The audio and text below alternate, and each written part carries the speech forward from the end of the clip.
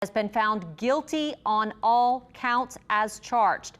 Erica Ferrando is our reporter who's been in the courtroom throughout the 2-week-long trial, and she's joining us live now outside the St. Tammany courthouse in Covington with the latest on this major development. Erica, guilty as charged?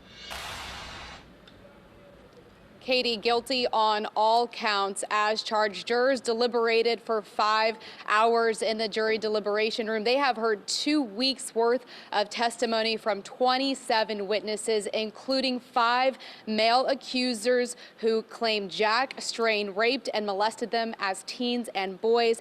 And today they found him guilty of all of those charges. Now, Jack Strain and his family, they were all present in the courtroom. As soon as that first aggravated rape count came down as guilty, you could see all of their heads just go down. We know that one aggravated rape count brings with it a mandatory life sentence. So as soon as they heard that first guilty verdict, it was an instant sigh. Now, the families of 3 of the accusers were also in the courtroom. 3 of the victims, I should say. They were also in the courtroom, and as soon as we heard that those verdicts come down, you could also see a sigh of relief from their side. Katie, we'll toss it back to you. We are still waiting for the families and Strain to exit the courtroom, and we are also expecting a update from the district attorney. Here behind me, you can see they are getting ready for a press conference on this major news. Erica, we're hearing some cheers of joy is what it sounds like behind you. Any idea who that's coming from and what that's about? Obviously, it seems to be something related to Strain's conviction. Yes, Katie, it is. It looks like these are some people who are potentially part of some different sexual abuse advocate groups who have been kind of following this trial in this case for many years. They just exited the courtroom. We haven't seen any of the family leave the courtroom yet, but we know that some of them were in there. They came back after hearing those closing arguments this morning and came back to find that the verdict was guilty. Erica, this aggravated rape conviction, he's been found guilty 4 counts of aggravated rape. Just one of those carries a mandatory life sentence in prison.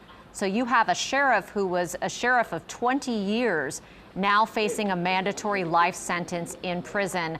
You would think that that is not something that the jury took lightly when they were considering what they heard from these victims in the courtroom. And only you can tell us, Erica, because you were sitting in that trial gavel to gavel. This was detailed, very emotional testimony. Katie, these were very detailed, very graphic, and very emotional testimonies. One of the victims was in that courtroom with his wife and his sons. They were all sitting on the front row together, and he is the victim of 3 of those aggravated rape counts. And now this is a family friend who grew up around the Strains and claimed that he began raping him when he was about 10 years old or so. Jack Strain would have been about 6 years older. And then that 4th aggravated rape count was for Mark Finn, who we have interviewed. We spoke with his mother earlier today. She was also in that courtroom in tears, as she has been throughout much of this trial.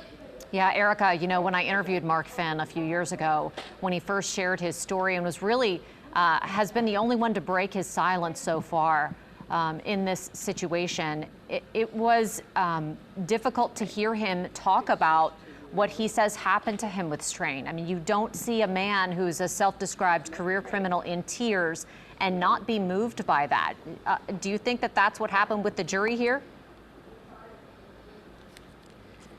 I think he clearly did not want to share this story. It was very obvious that he was having a hard time getting out any of the words and going through those graphic details. And they wanted to push him to share all those graphic details, and he did. And it was very obvious that it was not that easy for him when he was on the stand. And that's one of the things that the defense attorneys tried to push at, is that he clearly didn't want to make these claims and had previously said that certain sex acts didn't happen, but then on the stand changed that story. And he admitted that he didn't want to ever have to say this, and kind of over time gradually started opening up more about what actually happened with him and Jack Strain. And I think they heard these emotional testimonies that seemed like you really couldn't make these up. And I think it was enough to prove that Jack Strain was guilty. Now, in this case, we also heard from the relatives of some of those victims. I mean, that's one of the things that I think struck me when I would talk to you about what happened in court, is that not only did they call the victims in the case, but they called the victims' relatives and talked about the timeline in which they started to come forward and talk about what they say happened to them over the years with Strain. That seemed to be backing up the stories of many of these victims and friends, family members even of Strain's, who now he's convicted of aggravated rape, aggravated incest, among other charges with. And so I think that those extra witnesses that backed up their testimony and backed up their timelines was probably convincing. Right, Katie. And just with the first victim, who is the victim of the first 3 aggravated rape counts, his wife, 2 of his sons, they all testified that he shared with him that he was raped with them back in 2013. And of course, that's before he told the FBI and IRS in 2017. So they corroborated that story, saying that, yes, he shared with us that he was molested and raped as a boy and as a teenager by Jack Strain back in 2013. And these are, his 2 adult sons making these claims, and admitted that, it was difficult for them to hear from their adult father that this is, the reason he believed that he had so much anger throughout his life, and admitted to them that he wasn't always a good father, and said that I have an explanation. Real quick here on Channel 4, talk about what Strain's defense attorneys had to say, because they really took a leap here by not putting on a defense other than through closing arguments. Strain, of course, did not take the stand to testify in his own defense. Talk about what their closing arguments were to the jury that clearly the jury found ineffective, because they've rendered this guilty as charged verdict today. Well, the defense claimed that this was all a conspiracy by the FBI and the IRS, that they, were trying to create this, these allegations to take down Jack Strain. Of course, it all started after 2017, when they started looking into the work release program. And that's when the first victim told them his story and said that there was more to Jack Strain than what they were there to investigate. And so I think they said that they were just trying to take him down. But then their other defense was that some of the stories have changed, that, Mark Finn, for one, has previously said some things and on the stand said another, which he did explain and explain to the jurors why his story has changed. But I think that was their big defense, was that, can you really find him guilty beyond a reasonable doubt if his story has changed throughout the years? But they did. Erica Ferrando, thank you for your reporting on this. We're going to let you go here on Channel 4, but stick with us, because we're going to talk to her over on WWLTV.com and, of course, our Facebook page for a little bit longer as we wait to hear from prosecutors in this case. A huge win for the St. Tammany Parish District Attorney's Office tonight.